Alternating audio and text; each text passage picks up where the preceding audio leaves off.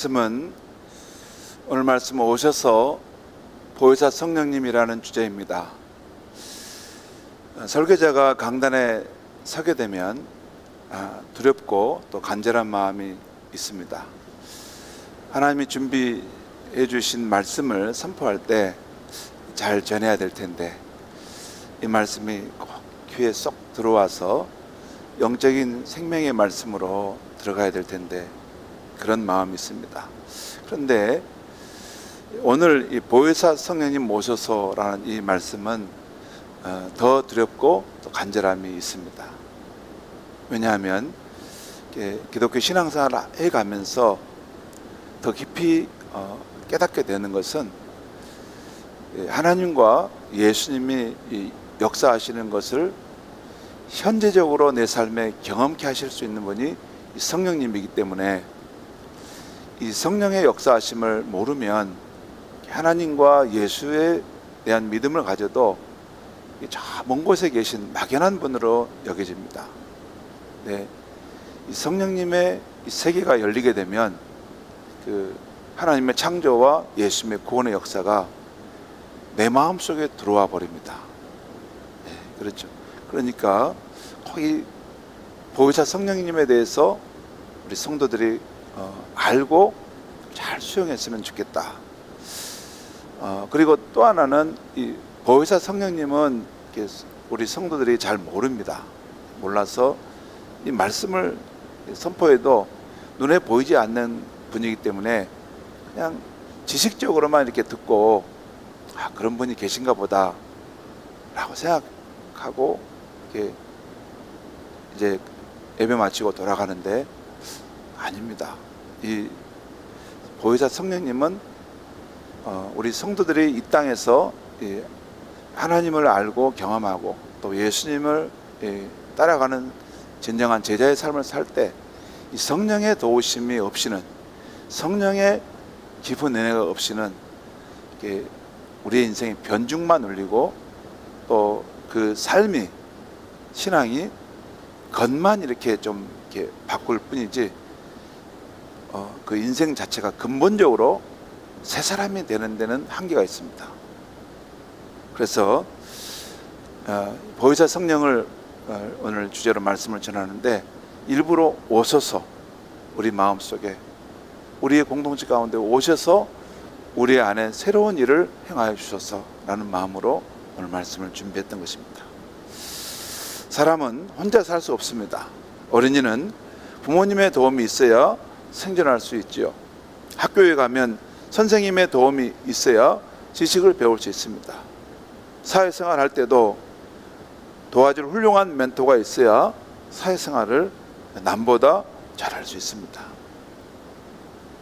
인생을 살다 보면 힘든 일을 당할 때가 있는데 그때 나의 연약함을 감싸주며 마음을 기울여주는 분이 있다면 힘든 세상이라도 살만할 것입니다. 이처럼 교회 신앙생활 할 때도 그런 분이 있으면 큰 힘과 든든함이 됩니다.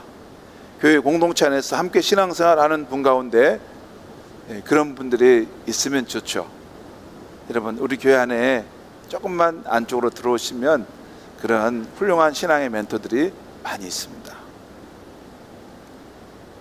그런데 저는 오늘 연약한 우리를 돕기 위해서 우리에게 오셔서 늘 함께 하시는 보혜사 성령님에 대해서 말씀드리려고 합니다. 오늘은 교회 달력으로 보면 성령 강림 주일입니다. 성령이, 예수께서 약속하신 보혜사 성령이 너희에게 임하셔서 너희의 삶을 인도해 가실 것이다 하는 그 성령이 강림하신 기념하는 주일입니다. 하나님은 세상을 사랑하시고 죄인인 우리를 사랑하셔서 하나님의 아들 예수 그리스도를 이 세상에 보내주셨습니다. 또한 성령님을 보내주셨습니다. 예수님을 보내주셨기 때문에 죄인인 우리가 하나님 앞에서 죄 용서함 받고 구원 얻을 길이 열리게 되었습니다. 성령님을 보내주셨기에 우리는 예수 십자가 속죄 사건이 바로 나를 위한 사건임이 믿어지게 되었고, 또한 거룩한 성령으로 거듭나게 되었습니다. 성령님이 오시지 않았다면 예수님의 십자가 사건은 하나의 고고학적 사건으로 남았을 것입니다. 그뿐 아니라 우리는 여전히 하나님의 생명을 얻지 못하고 하나님과 무관하게 허무한 인생을 살다가 생을 마쳤을 것입니다. 그리고 하나님의 심판 앞에 서야 했을 것입니다. 그러나 성령님이 오심으로 2000년 전 예수 십자가의 사건은 오늘 우리의 가슴을 뜨겁게 하는 하나님 사랑의 사건이 된 것입니다. 그런데 성령님은 사도행전 2장에 나오는 오순절날 한 번 오심으로 그치지 않았습니다. 계속해서 우리에게 오시고 또 오셨습니다. 그래서 베드로는 성령의 오심은 오순절날 베드로의 설교를 듣고 회개했던 그 3,000명에게만 제한하지 않고 오고 오는 모든 사람에게 주어지는 하나님의 선물이라고 증거했습니다. 사도행전 2장 38절 39절에 이런 말씀이 나옵니다. 제가 읽겠습니다. 베드로가 이르되 너희가 회개하여 각각 예수 그리스도의 이름으로 세례를 받고 죄사함을 받으라. 그리하면 성령의 선물을 받으리니. 우리가 회개하고 예수 그 십자가 사역, 또 예수님의 그 대속의 사역을 나를 위한 것으로 받아들일 때, 그리고 세례를 받을 때 재용서함 받고 우리가 성령을 선물로 받게 된다는 것입니다.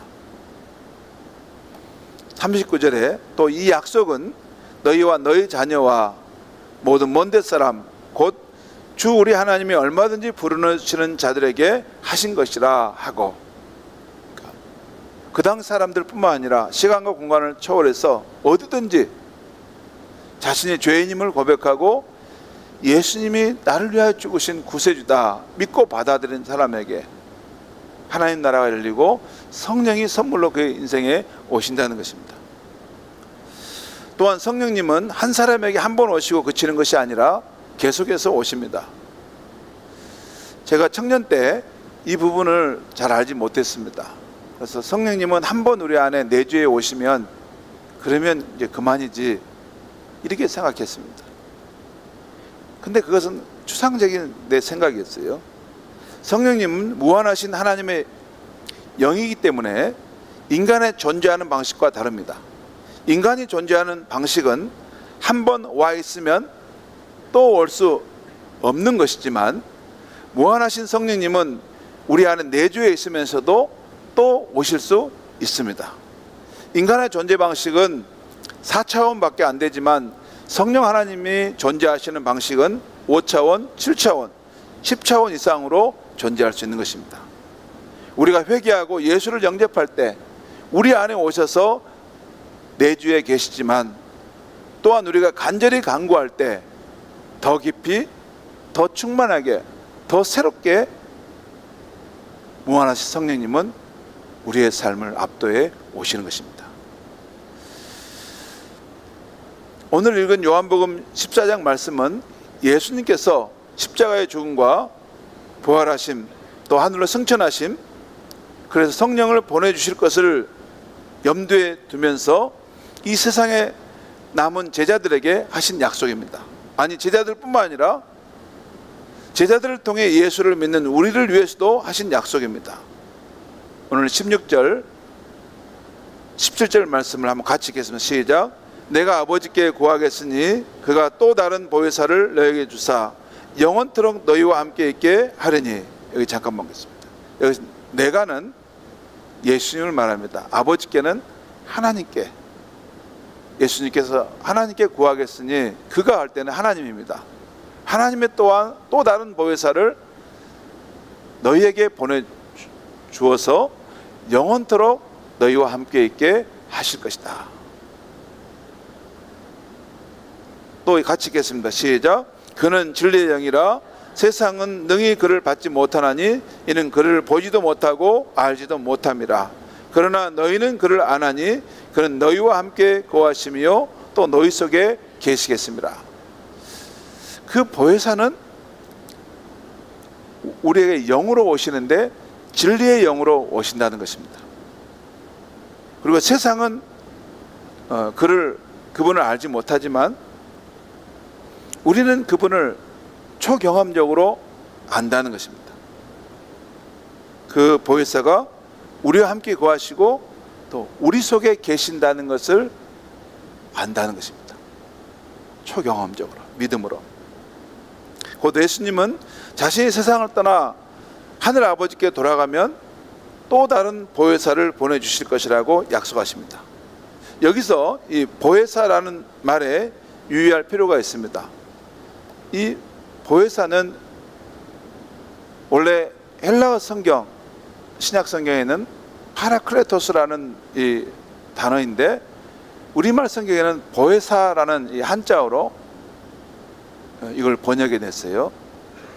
그런데 이 보혜사라는 말은 지킬 보자, 은혜를 베풀다 할 때 은자, 또 스승사 가르치다 할 때 사자입니다. 그러니까 우리 곁에 계셔서 우리를 지켜주시고 또한 우리에게 은혜를 베푸시고 또 우리가 길을 갈 때 그 길을 잘 가도록 가르쳐 주시고 인도해 주신다는 것입니다. 도와주시는 분이죠. 우리 말 성경 그렇게 번역했는데 원래 히브리어 헬라어 파라클레토스라는 말은 파라는 옆에서 클레토스는 칼레오라는 동사에서 왔는데 부르다라는 것입니다. 그러니까 우리 곁에 오셔서 우리를 그걸 부르다 도와주는 분으로 오신 분, 이분이 이 우리말 보혜사로 지금 번역되어 있는 것이죠. 지금까지 예수님께서 제자들의 보혜사였습니다. 제자들의 파라칼레토스였습니다. 예수님께서 늘 제자들 곁에 계시고 그들을 지켜주시고 은혜를 베푸시고 또한 이렇게 사는 것이 맞다, 그것을 가르쳐 주시고 깨우치셨습니다. 그런데 이제 예수님이 떠나시면 또 다른 보혜사, 그 역할을 하는 또 다른 보혜사가 오셔서 그들과 함께 하실 것이라는 약속입니다. 우리를 고아와 같이 버려두지 않고 우리 안에 오셔서 영원히 함께 하시겠다고 약속하신 것입니다. 쉽게 말해서 또 다른 보혜사는 예수님의 바톤을 이어받아 우리를 돕기 위해 오신 성령님이십니다. 여러분, 우리가 어렸을 때 운동회 하면 계주 달리기가 있죠. 그러면 이 바톤을 이렇게 가지고 이걸 다음 사람에게 주고 가지 않습니까? 그러니까 예수님이 이렇게 십자가 이 땅에 오셔서 우리를 하나님께 인도하기 위한 구속사역 그걸 하셨는데 그 아치시고 십자가에서 죽으시고 부활하신 후에 승천하신 후에 그 바톤을 성령님께 주셨다는 것입니다. 그러니까 성령님께서 그 바톤을 받으셔서 예수님이 이전에 하셨던 그 일을 우리 성도들의 삶 속에서 동일하게 하신다는 것입니다. 그런데 이 예수님과 보혜사 성령님의 이 우리 가운데 오시는 모습이 좀 차이가 있는데, 예수님은 육체로 제자들에게 오셨다면 성령님은 영으로 우리 안에 찾아오시는 분이시라는 거예요. 우리 내면에는 이 영혼이 있습니다. 우리 자신을 이렇게 전체를 통합하는, 나라는 이 존재를 통합하는 영혼이라는 것이 있는데, 또 보혜사 성령님이 우리 영혼 안에 오신다는 것입니다. 누구나 자기 죄를 회개하고 예수를 구주로 믿으면 그 사람을 돕기 위해 성령님이 오신다는 거예요. 근데 여러분, 공기나 전파가 우리 눈에 보이지 않습니다. 그럼에도 어디서나 공기나 전파가 있는 것이죠. 여러분, 우리 핸드폰이 이렇게 켜면 바로 이게 작동되는 것이 전파가 여기에 지금 들어와서 흐르고 있다는 것이에요. 우리 눈에 안 보이지만. 이처럼 보혜사 성령님도 우리 눈에 안 보이지만 어디나 계셔서 우리를 지켜주시고 중요한 순간에 도와주신다는 것입니다. 우리 찬송가 189장에 가사를 보면 그 제목이 진실하신 주 성령인데 이런 가사가 나옵니다. 진실하신 성령님은 어디서나 계셔서 나를 도와주시네. 어둠 속을 헤맬 때도 함께 해주시고 풍랑이 심히 일어나 소망이 끊어질 때에도 성령님은 내 손을 잡아주시며 나를 따라오너라 하시네.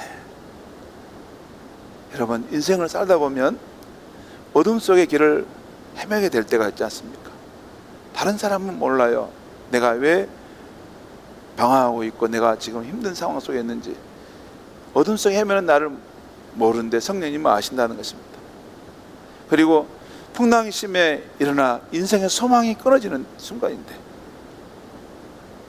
누가 나를 도와줄 수 있을까 할 때 성령께서 내 손을 잡아라 하시면서 너는 나를 따르라. 그렇게 하시는 분이 우리 안에 오신 보혜사 성령님이라는 것입니다. 이 부분은 보혜사 성령님을 인정하고 그분을 사모하고 동행하는 삶을 살 때 정말 아무도 나를 돕는 사람이 없고 친구들이 다 떠나갈 때에도 보혜사 성령님께서 나와 함께 하시고 내 삶을 감싸시고 내가 가장 힘들고 어려울 때 나를 도우신다는 것을 경험해 갈 수 있는 것입니다. 성도 여러분, 오늘 요한복음 14장에서 예수님이 떠나가시면 보혜사 성령을 보내주시겠다는 이 약속의 말씀이 진실한 약속의 말씀인 줄 믿습니다. 그래서 우리는 오실 보혜사 성령님을 늘 사모하고 환영해야 하겠습니다. 오늘은 성령 강림절을 맞아서 우리에게 보혜사 성령님이 오셔야 할 이유 3가지를 말씀드리려고 합니다. 여러 가지 보혜사 성령님이 오셔서 내주하시고 인도하시고 능력 주시고 성령의 열매를 맺게 하시고 이런 것들도 맞는데 오늘 우리 공동체에 꼭 필요한 3가지 부분을 제가 말씀드리려고 합니다. 첫째는 성령님은 살리시는 생명의 영이시라는 것입니다. 성령님이 오시면 우리를 살리십니다. 죽어가던 우리가 살아나게 됩니다. 성령님은 살리시는 생명의 영이기 때문입니다. 창세기 2장을 보면 하나님께서 아담을 흙으로 지으시고 성령의 숨결을 불어 넣자 그가 생명이 되었습니다. 살아서 움직이는 생명체가 되었다는 것입니다. 그 성령의 숨결이 들어오자. 에스겔 37장을 보면 하나님께서 에스겔 선지자를 죽은 사람들의 뼈가 가득한 골짜기로 데려가셔서 환상을 보게 하십니다. 그 뼈들은 심히 말랐고 살 소망이 없었습니다. 그러나 하나님은 내가 살아나게 할 것이다 하시면서 에스겔에게 나를 대신하여 태어나라 하십니다. 에스겔이 여호와의 말씀을 따라 태어나니 골짜기에 수많은 뼈들이 서로 움직여 맞춰집니다. 뼈에 힘줄이 생기고 살이 오르고 가죽이 덮입니다. 그러나 생기가 아직 없는 겁니다. 하나님은 다시 에스겔에게 너는 나를 대신하여 생기에 대해서도 말하라. 선지자가 믿음을 갖고 하나님의 말씀을 따라 태어나니 사방으로부터 생기가 불어와 그 사람의 형상으로 들어가는 것입니다. 그러자 그들이 살아 움직이는 큰 군대가 되었습니다. 이것이 바로 성령님이 하시는 일입니다. 마른 뼈와 같은 소망 없는 인생이라도 생명의 숨결을 불어넣어서 살게 하실 수 있는 분이 생명의 영이신 성령님이십니다. 요한복음 3장에서도 예수님은 니고데모에게 사람이 성령으로 거듭나야 하나님의 나라에 들어갈 수 있다 하십니다. 사도행전 2장에서도 오순절날 성령이 바람같이 불같이 임하게 되자 뭔가 부족했던 120명의 제자들이 온전하게 살아났습니다. 그들이 모두 새롭게 살아났습니다.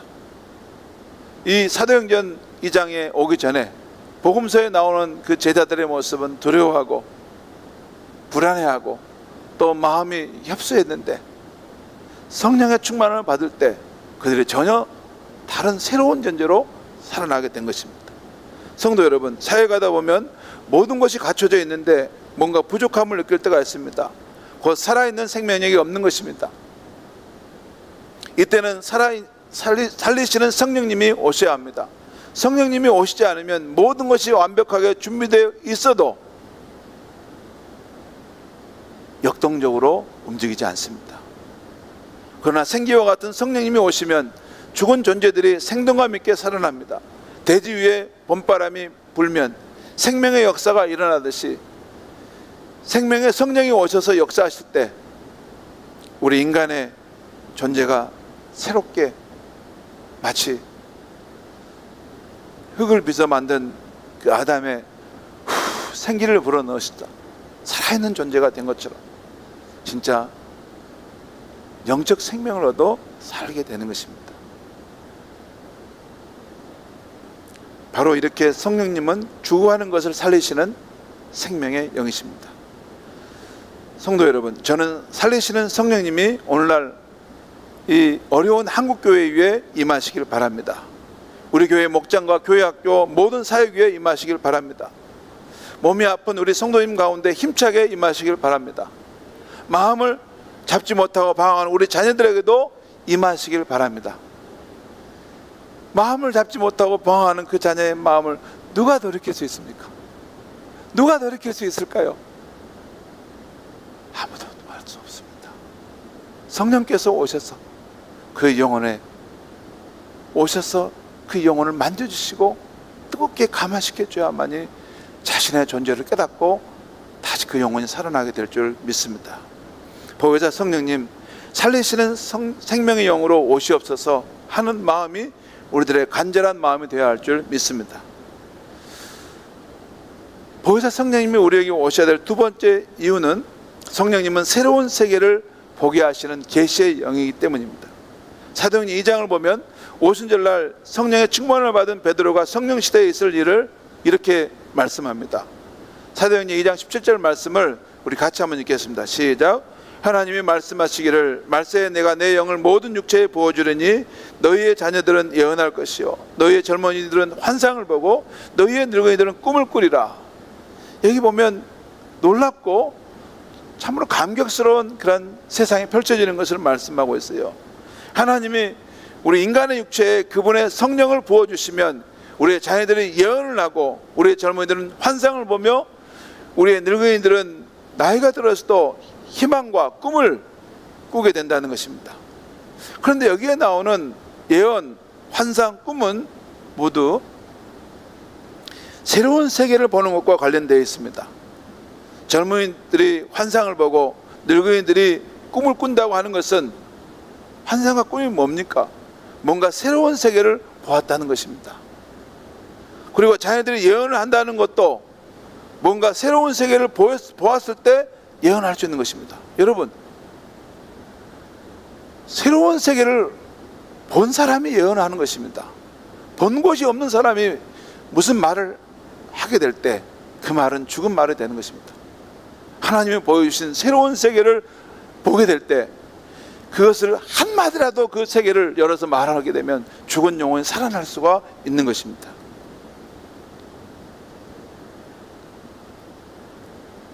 성령님께서 우리 가운데 오시면 우리의 인생을 통해 우리의 공동체를 통해 하나님이 어떤 일을 하실까 하는 새로운 세계가 이렇게 열려지고 펼쳐지게 되는 것입니다. 최인철 교수가 쓴 프레임이라는 책이 있습니다. 이 책에서 프레임이란 사람이 세상을 바라보는 자기 마음의 창, 어떤 문제를 바라보는 자기의 관점이라고 정의합니다. 프레임은 이게 틀이라는 말이에요. 틀. 창문의 틀, 문의 틀 이런 뜻입니다. 근데 세상을 바라보는 자기 마음의 창, 어떤 문제를 바라보는 자기의 관점이라는 것입니다. 그래서 사람 다 이걸 가지고 있다는 거예요. 그래서 동일한 풍경을 보고도 사람들이 이렇게 사진을 찍을 때 보면 찍어가지고 오는 걸 보면 각각 다 다른 것을 찍어 옵니다. 왜냐하면 자기의 마음의 틀로서 그 상황의 어떤 풍경을 찍고 있기 때문입니다. 이렇게 사람들은 모두 자기만의 그런 마음의 틀로 세상을 보고 있고 자기의 마음의 틀 속에 또한 한계 안에서 살기도 합니다. 그래서 사람이 인생을 바꾸고 싶다면 기존의 자신의 마음의 틀을 새롭게 다시 그것을 새롭게 형성해야 한다는 것입니다. 그걸 리프레임 한다고 합니다. 리프레임. 그러니까 이런 틀이 있는데 이 틀을 넘어서 좀 더 이렇게 크게 틀을 만든다는 것입니다. 그러면 기존에 있는 것이 무너져야 되겠죠. 여러분 어떻습니까? 나만의 독특한 성향, 세상을 바라보는 삶의 태도가 있죠. 자신만의 마음의 틀, 세상을 바라보는 마음의 틀이 정해 있어서 그 마음의 틀대로 살아가지 않습니까? 직업군인으로 전역한 분들은 보통 인생은 전투라고 생각합니다. 상인은 인생을 장사라고 여깁니다. 야구 선수는 인생을 야구라고 여깁니다. 야구. 그래서 이제 역전 홈런을 이렇게 치는 것을 인생 어려운 순간에 탁 그걸 역전시키는 것을 이게 뭡니까? 9회 말 역전 홈런 쳤다고 하죠. 그리고 정말 어려운 순간에 누가 와서 나를 딱 도와줬다거나 내가 또 누구를 도와줬다면 구원투수로 누가 왔구나 이렇게 표현하죠. 아무튼 사람들은 지난날 자신의 경험을 통해 인생은, 결혼은, 직장생활은, 신앙생활은 이런 것이라는 자기만의 마음의 틀을 갖고 살아갑니다. 그런데 자신의 마음의 틀대로 살 때 때로는 삶이 안 풀리는데도 왜 그런지 그 이유를 모르는 것입니다. 사실 그 사람은 자기를 속박하고 있는 마음의 틀을 보아야 합니다. 때로는 자신의 마음의 틀의 한계를 느끼도록 하나님 우리의 삶에 고통과 실패를 허락하십니다.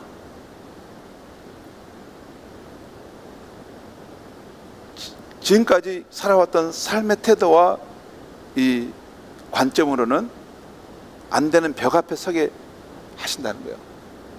그래서 그 실패하게 하시고 그렇게 살려고 할 때는 고통을 겪게 하십니다. 그것은 기존의 이 작은 마음의 틀을 내리고 새롭게 더 큰 마음의 틀을 형성하도록 하시고자 하시는 깊은 하나님의 뜻인 것입니다. 그런데 성령님이 우리 삶에 오시면 전에 안 보이던 새로운 것이 눈에 띄게 됩니다. 성령이 오시면 자신이 지금까지 어떤 전제로 살고 있는지를 보게 하시고 동시에 자신이 어떻게 살아가야 하는지도 보게 하십니다. 이것이 사도행전에 보면 잘 나와 있습니다.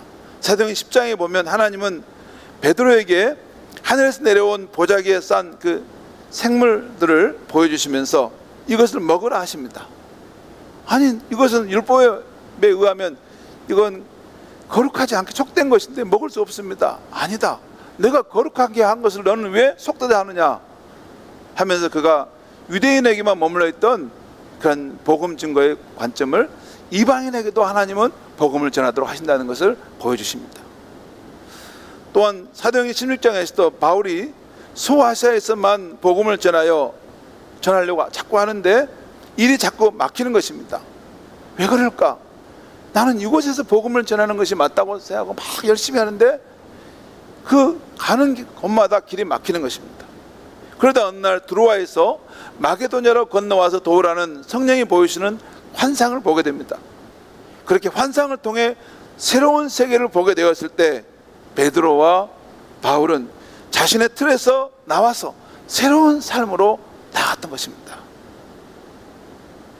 이것이 성령님께서 우리 안에 오셔서 하시는 놀라운 일입니다. 여러분, 보혜사 성령님이 우리 안에 오셔서 자신의 실상을 보게 하시는 그 일을 경험해야만이 우리 인생이 새로워지고 달라질 수 있습니다. 그렇지 않으면 그냥 자기의 틀대로만 인생을 살다 갑니다. 성령님이 오셔서 역사하시면 우리 자신의 틀뿐만 아니라 이전에 보이지 않았던 새로운 사역의 꿈이 보이기도 합니다. 우리가 보통 새벽 기도 시간에 나와 기도하다 보면 좋은 아이디어가 떠오르기도 하고 풀리지 않는 문제에 대한 해결책이 보이기도 합니다. 또 새로운 사역에 대한 꿈이 떠오르기도 하는 것을 경험하죠. 저는 요즘에 방언으로 기도할 때가 자주 있습니다. 제가 방언으로 기도하는 것은 더 오랜 시간 기도하려고 하는 것이고, 방언으로 기도하게 되면 제 마음속에 떠오르는 이미지를 따라 기도하게 됩니다. 여러분, 방언으로 기도하면 저 사람은 왜 솔라솔라솔라솔라만 할까? 겉으로만 들어서 그렇지 그 영으로, 그 마음속에는 어떤 일이 일어나냐면 하나님이 보여주시는 그 이미지가 계속 떠오릅니다. 제가 우리 공동체를 위해서 방언으로 기도하면 우리 공동체 안에서 몸이 아픈 사람, 마음이 아픈 사람, 문제를 안고 슬퍼하는 사람, 주저앉아 있는 사람, 고통을 겪는 사람들이 계속 떠오릅니다. 그러면 그 이미지로 그 사람의 삶을 위해서 하나님 도와달라고 계속 간절하게 기도하게 되는 것입니다. 그렇게 기도하다 보면 성령님께서 주시는 깊은 마음의 세계가 경험된다는 거예요. 성도 여러분, 우리의 일상생활에 보혜사 성령님이 함께 하시는 습관이 있으면 참 좋습니다. 하루에 첫 시간에 드리는 새벽 기도가 제일 좋지요. 그때 여러분, 내가 내 방식대로 무엇을 좀 기도하는 거, 그냥 좀 기도하고 가는 것도 필요하지만 더 중요한 것은 보혜사 성령님께서 내 영혼에 내게 말씀하시고자 하시는 것을 이렇게 붙드는 것이 참 귀합니다. 그렇게 기도하다 보면 자주 새로운 세계가 보여서 자신의 한계를 넘어설 수 있는 것입니다. 이렇게 성령님은 새로운 세계를 보게 하시는 계시의 영이십니다. 다시 보혜사 성령님이 우리에게 오셔야 될 세 번째 이유는 성령님은 예수를 힘있게 증거하게 하시는 영이시라는 것입니다. 사도행전 1장 8절에서도 예수님은 오직 성령이 너희에게 임하시면 너희가 권능을 받고 예루살렘과 온 유대와 사마리아 땅까지 이르러 내 증인이 되리라고 말씀하셨습니다. 그리고 요한복음 15장 25절에서 진리의 성령이 너희에게 오시면 그가 나를 증거할 것이다 라고 말씀하셨습니다. 바로 성령이 오셔서 하시는 가장 중요한 일은 예수를 증거하는 일이라는 것입니다. 베드로에게 성령이 임하실 때 베드로는 힘있게 주님을 증거했습니다. 스데반에게 성령이 임했을 때 스데반은 돌에 맞으면서도 힘있게 주님을 증거했던 것입니다. 이렇게 성령이 오시면 힘을 얻고 권능을 받아서 우리도 주님을 증거하게 되는 것입니다. 성도 여러분, 우리 모두 전도에 대한 거룩한 부담이 있습니다. 전도가 좋은 것이라는 것을 잘 알지만 가까운 가족에게 복음을 전하려고만 해도 입이 굳게 닫혀가지고 열리지 않잖아요. 그렇죠? 이게 나는 그렇게 예수님이 좋고 이 예수를 받아들이면 그 인생이 얼마나 복된 인생이 된다는 것을 확신하는데도 입을 열려고 하면 굳게 닫혀져 있어요. 여러분, 그래도 믿음이 없는 배우자나 자녀들에게 꼭 예수 믿는 신앙의 축복을 전해줘야 합니다. 믿지 않는 세상에 전도하는 것이 어렵기 때문에 우리가 기도하여 성령의 권능을 받아야 한다고 예수님 말씀하신 것입니다.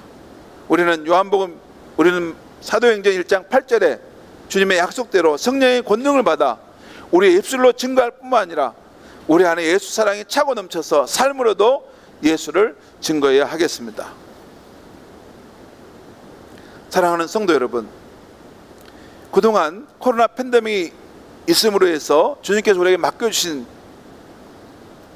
한 영혼을 구원하는 일을 우리가 소홀히 한 점이 있습니다. 그래서 이번에 새로 이 전도대 활동을 시작하려고 하는 것입니다. 그런데 그 일을 하는 것은 우리가 얼마나 전도 열매를 맺을 것이냐, 이것보다는 우리 교회 안에 지옥으로 가는 그 영혼을 살리라는 복음의 열정, 복음의 능력이 사라질까 하는 마음 때문입니다. 하나님이 가장 기뻐하시는 한 영혼이 하나님 아버지께 돌아오는 일을 우리 교회가 소홀히 할까 하는 마음 때문입니다. 여러분, 우리가 전도한 활동을 한다 할지라도 잘 안 될 수도 있습니다. 그러나 그렇게 우리 모두가 복음으로 한 생명을 살리려고 애를 쓸 때 분명 하나님께서 우리 교회 안에 귀한 영혼들을 맡겨주실 줄 믿습니다. 저는 오늘 아침 성령 강림주를 맞아서 보혜사 성령님이 오셔야 할 이유 세 가지를 말씀드렸습니다. 우리에게 오시는 성령님은 살리시는 생명의 영이십니다. 새로운 세계를 보여주시는 계시의 영이십니다. 예수를 힘있게 증거하게 하는 증거의 영이십니다. 바라기는 우리 모두 보혜사 성령님을 더욱 사모하고 환영하는 삶을 살기를 바랍니다. 그래서 우리의 심령에 철따라 성령의 단비를 받아 푸르른 나무처럼 살아나고 전에 보이지 않던 새로운 세계가 보여서 새로운 삶의 길이 보이게 되고, 또한 성령의 권능을 받아 힘있게 예수를 증거하게 되는 저와 여러분이 되기를 간절히 바랍니다. 기도하겠습니다. 하나님 아버지, 오늘 보혜사 성령님이 우리에게 오셔야 하는 세 가지 이유를 들었습니다. 보혜사 성령님은 살리시는 생명의 영이시기에 우리에게 꼭 오셔야 하겠습니다. 성령님은 우리에게 새로운 세계를 보여주시는 분이시기에 우리에게 꼭 오셔야 되겠습니다. 성령님은 우리가 자랑하는 그 예수 그리스도를 힘있게 증거할 수 있도록 능력을 주시기에 꼭 오셔야겠습니다. 보혜사 성령님, 우리 각 사람에게 사모하는 마음이 많사오니 충만히 임하시고 더 깊이 더 온전하게 임하여 주시옵소서. 우리가 성령의 사람으로 새롭게 되고 성령의 사람으로 능력을 얻게 하여 주시옵소서. 성령의 사람으로 어디를 가든 하나님의 복음의 사람, 하나님의 영광을 드러내는 삶을 살게 하여 주시옵소서. 예수님의 이름으로 기도하옵나이다. 아멘.